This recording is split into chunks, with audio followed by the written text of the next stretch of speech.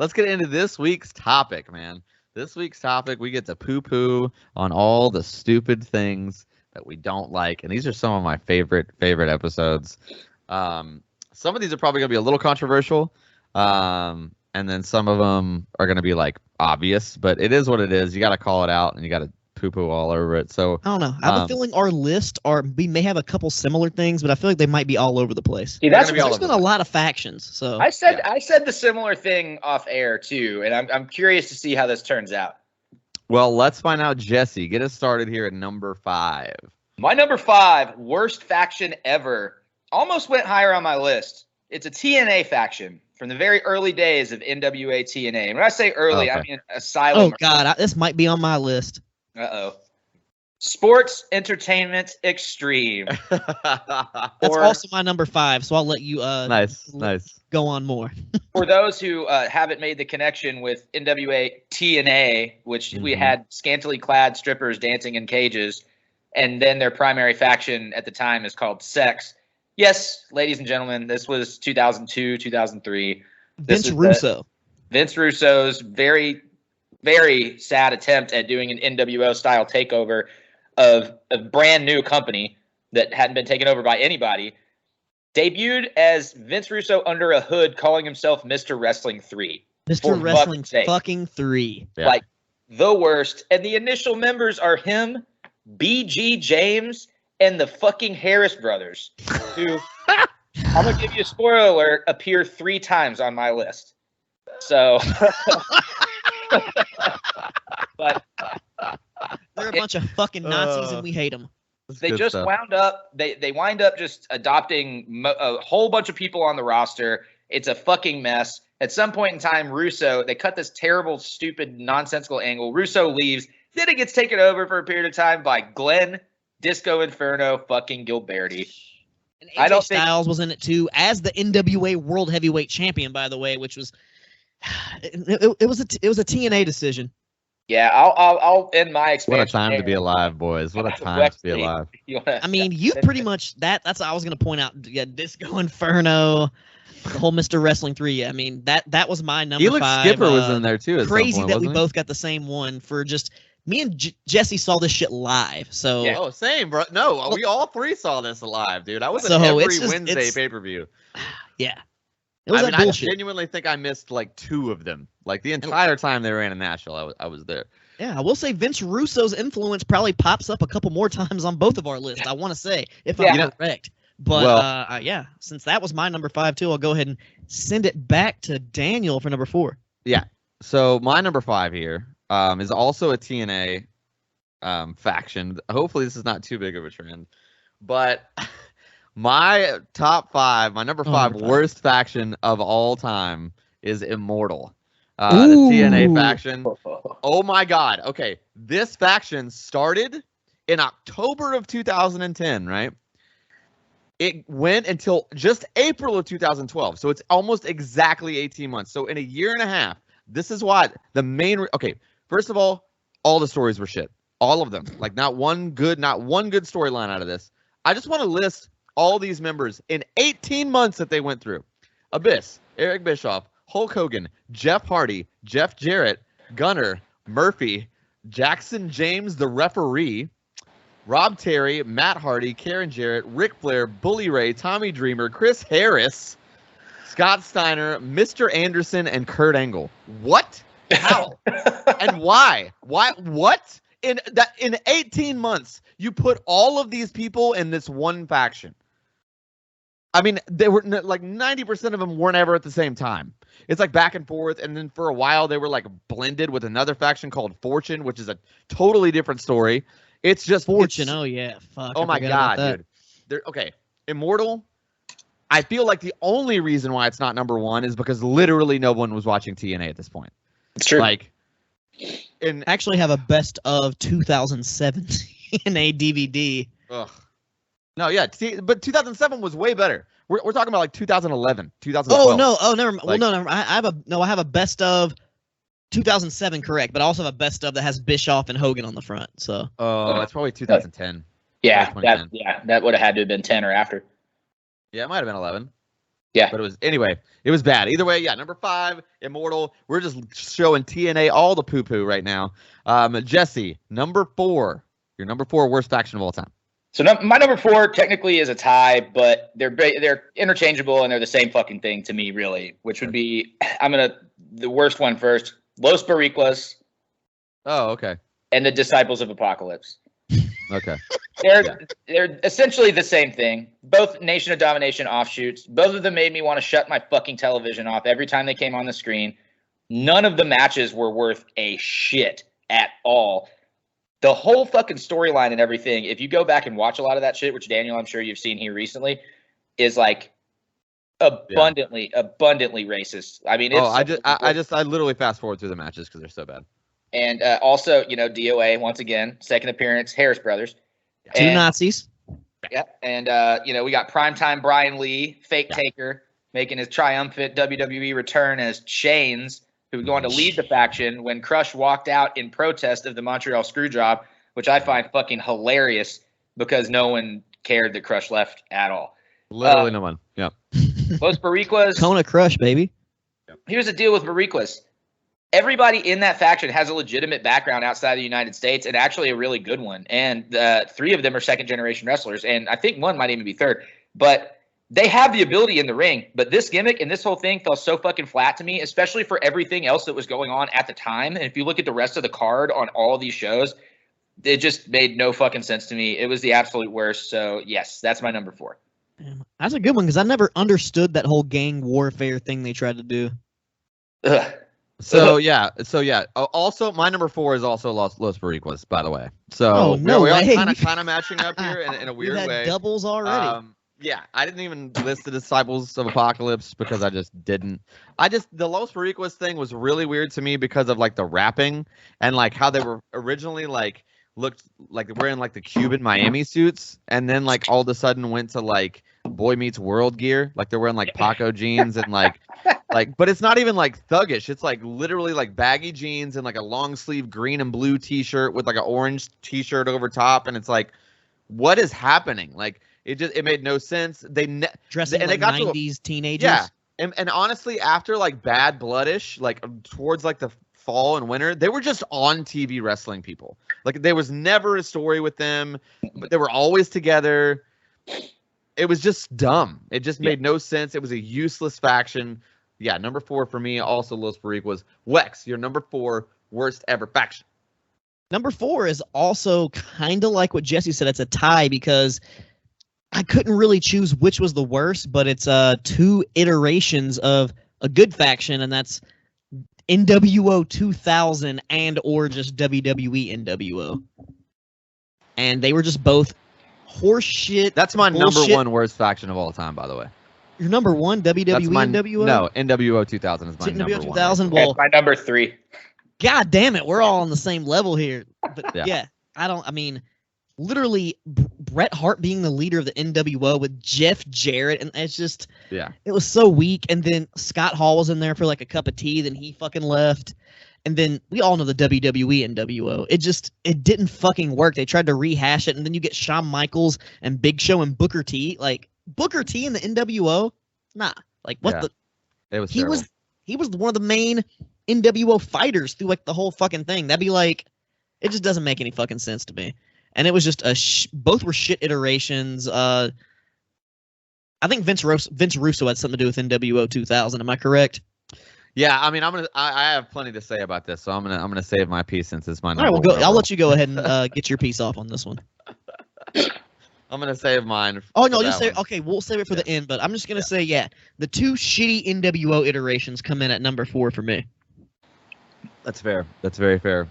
But we got Daniel's number 4, so now we know my number 3, which is also NWO 2000, and drumroll please, the 3rd appearance by the Harris Brothers on this list, because once Steiner joined, they became full-fledged members of yes, NWO. they fucking did. God damn it, I forgot. Yeah, there you go. Yeah, I kind of knew you were going there with it. I didn't know exactly where it was going to fall on your list. I'm going to go with my number 3 here then.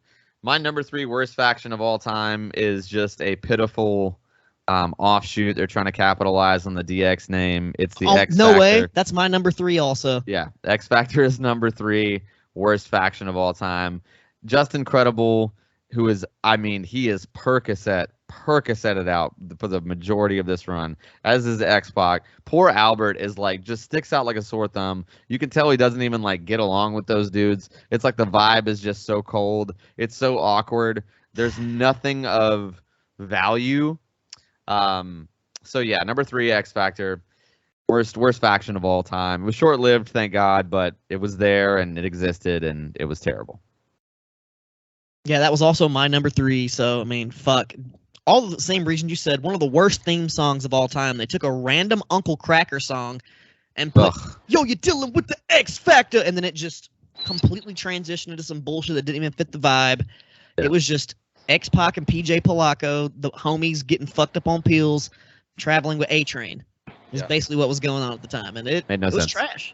It was all out trash, and that's like what defined what last week's episode was about. Go away heat, X-Pac heat. Like that was the genesis of X-Pac heat. Yes, it was for sure. It was for sure. And now here we are into the silver medals. The silver medals here, Jesse Baker, your runner-up to the second to worst faction of all time here for you. I got to throw in one little nod to the X Factor thing, who did almost make my list. But one of the more depressing things is that when they were coming up with theme song ideas for X Factor, originally Red Hot Chili Peppers was trying to work with WWE and wanted to be the theme song for that faction. And X-Pac turned it down in favor of doing Uncle Kracker because he was friends with that camp of people. Kid Rock. Jesus fuck. Dude, Sean, what did you do? Yikes. I don't even like Red Hot Chili Peppers, but I really don't like fucking Uncle Kracker, so. Yeah, it would have been better. My silver medal, top 5. This would be number 2. Worst factions ever. Misfits in Action from WCW. The old MIA. Ooh, nice. Which it was just a reason to get people on TV. I understand that. They had some of the worst backstage, like Army-themed promos. You know, you got Hugh Morris as General Hugh G. Rection, who got promoted to Captain Hugh G. Rection once Booker T resumed his very, very first ever wrestling gimmick, G.I. Bro, and came G.I. Bro, classic, which he also resurrected for a Bad Bunny music video last year, 2 years ago. Correct. You also had, the world-famous superstar of superstars, Lash LaRue, who got renamed Corporal Cajun. You have Chavo fucking Guerrero as Lieutenant Loco. Major Stash, who is Van Hammer. Major Guns, who is Tylene Buck. Sergeant AWOL, who is the Wall, Jerry Tweet. Tylene Buck, my goodness. The worst fucking gear. It's just a bunch of tie-dye and like non-gear pretty much. And not a one of them at that point in time was wrestling worth a shit. I mean, you have Chavo Guerrero and, let's be honest, you can say what you want to, but Bill DeMott, both very talented in ring. You wouldn't have known it from this. I mean, it was just all the fucking worst. This is like peak why WCW failed right here. Like, this is one of the biggest, most shining examples ever. Misfits in Action, my silver medal, worst faction of all time. Nice Indeed. Yeah, I mean, it's pretty terrible. It's a valid choice.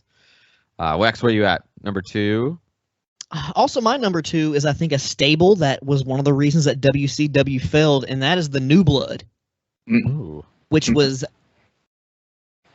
one of the dumbest fucking things. They made the Millionaires Club with all the old guys, and then the New Blood was like all the, basically like 3 factions put together. It was like the Filthy Animals, Natural Born Thrillers, and just a bunch of other people together, and it was probably one of the dumbest fucking things that ever happened. They had people doing like versions of the other wrestlers in the Millionaires Club's gimmicks.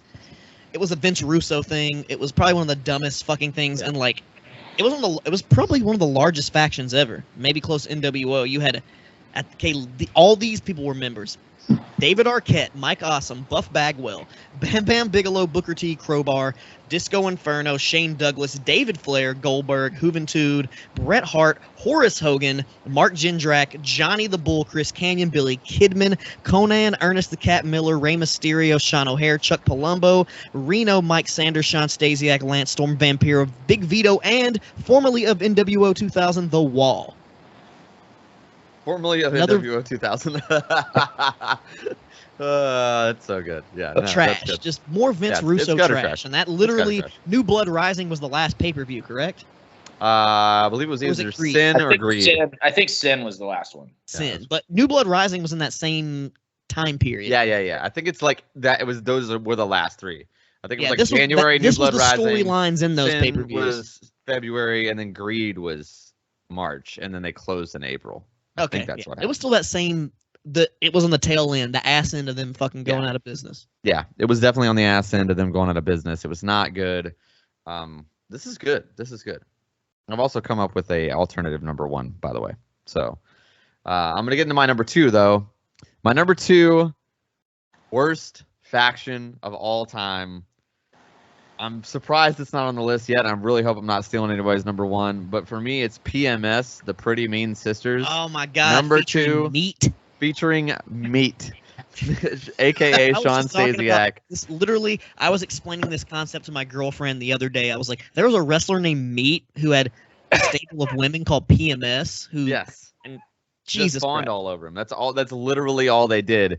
It's Terry, Jacqueline, Ryan Shamrock, and Meat. So yeah, it was a very short-lived faction, but it's very vivid. Like everybody remembers Meat. Everybody remembers. I used to pick him in WrestleMania 2000 sometimes because it's fun. It wasn't very it didn't last very long. Like we're talking months. It didn't even last a year. It was like a few months. That was it. Vince saw it wasn't working. But man, it was bad. I mean, it was terrible. His matches were terrible. It was so cringy. Trust me, dude, none of that stuff would ever happen today. The jokes just didn't land either, so it just felt awkward. Yeah, not good. PMS, terrible. Go look at it if you want to just cringe. That ruined Sean Stasiak's career.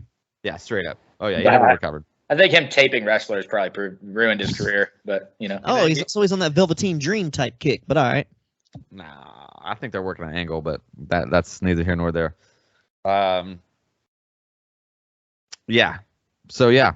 Is that everybody's number two? Are we done with number twos? Yeah, that's number two. Number ones. Let's go. Here we go. And number one's here, Jesse Baker. What's your number one worst faction of all time? Gold medal for me. We said it at the top of the show. E's gonna E. You want to talk peak racism, peak stereotypes, peak misuse of talent. None of the talent involved in this ever recovered in any way in any company, to my knowledge, in America. And that's the fucking Mexicools. The Mexicools. God damn it, dude. And, they were three legendary guys in their own right before that. I know. Oh my God, it's so sad. You had them come in. It wasn't until 2005, but in 2005, to be fair, WWE was trying to push the cruiserweight division, and they had a bunch of stuff with Gregory Helms, Kid Cash is in the situation right then, Jamie Noble. So when Matt Hardy was during the time that he was involved with it as well, they were trying to push cruiserweights on SmackDown like a motherfucker. And you bring in Juventud Guerrera, Super Crazy, who's arguably one of the most talented and most loved superstars in ECW history, and not even that long before that, 6 years before that, when they were or 7, I think, when they were trying to do Super Astros, and WWF was trying to do a Mexican television show, did it for a little while. Super Crazy was one of the ones that Bruce Pritchard wanted the most, and Pritchard's still with the company at this time, and fucking Psychosis, who, probably should have kept the mask. I'm not gonna lie. Definitely should have kept the mask. Yeah. But 1000% should have kept the mask. Yeah, such a sick in the mask. ring, the fucking legend. I mean, absolutely legendary performer. And they're coming out on goddamn lawnmowers that literally. Dude. They literally say Juan Deere on the side. Oh my God. And I mean, it's just the fucking worst, and it's just continuous vignettes of awful Latin American stereotypes. The promos were fucking terrible. The matches wound up being really not that great. Go back and watch the pay-per-views they were a part of in 2005. Very quickly, they kind of blast Hoovy off into trying to do cruiserweight stuff, and then Super Crazy and Psychosis are in the tag team division. Came close a couple times, never got the gold. But it also only lasted for a very brief period of time. It was June of 2005 until Hoovy got fired in January 2006, and then they split the rest of the team up 4 months later. Yeah. But that takes the cake for me just because it was so fucking awful to watch and the biggest waste of fucking talent that I've ever seen. Ugh. You're dead on there. You're dead on. The Mexicools was a terrible, terrible faction. I completely agree. Can't go wrong with that pick. Wex, your number one overall worst faction of all time. Who is it be? My number one, because it's in such recent memory and pissed me off so much, and probably was the worst thing that AEW has ever done, and that is the Nightmare Collective. That was on my first list. What? The Nightmare Collective, which it was Brandy Rhodes, Luther, Mel, and Awesome Kong. And they forced it, kept trying to make it work, and it was just fucking garbage. Mel shaved her, like they were doing the whole straight edge society thing, like, oh, we're gonna shave your head. They made Mel shave her head for the faction, and it was trash. And they really, in the early days of AEW, they pushed this shit super hard. And then Awesome Kong had to go film Glow. You don't even remember it, do you? Not at all. Not one. So Awesome Kong had to go film Glow, so they like put her out of the faction, but they kept trying to run with it and it didn't work. It was fucking garbage. Brandy Rhodes is not a good wrestler. She fucking sucks. Like, we all know this. Yeah. I don't care if she's wrestled for TNA, Japan, wherever she's wrestled. She still sucks at it. And they just really tried to go with this far. Are fucking terrible. Oh, yeah, the promos were terrible. The matches were terrible. Everything about it. And, like, Luther, luckily recovered and still in AEW. He still appears on Dark very often. But, man, whatever happened to Mel, that ruined her fucking career. She disappeared after that. And Brandy Rhodes still fucking sucks. It was the worst thing AEW has ever done, even worse than the early days of the Dark Order. It was quite literally dog shit. Okay. Are you guys ready? Yes. I don't know why I didn't think of this one earlier. Because it should be this one would have beat out NWO 2000 anyway. I'm glad that we already shit all over NWO 2000. It was definitely worthy of making anyone's list. Anywhere on the list, 1 to 5, it would have made sense, right? I will say this, however. Around the same time period, WCW just continued to make terrible, terrible, terrible decisions. My number one worst faction of all time is also very racially charged.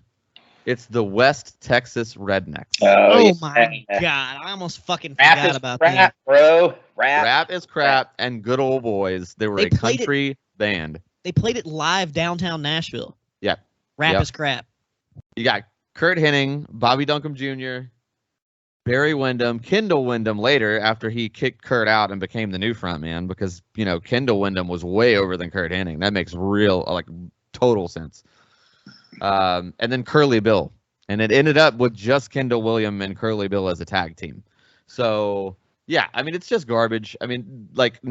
Everything they did was racist. Everything, all the way down to their confrontation with Silk the Shocker and the rest of the No Limit Soldiers. No Limit Soldiers? Yeah, dude. I was a No Limit Soldiers fan. I had the fucking chain and the emblem, so fuck the West Texas Rednecks.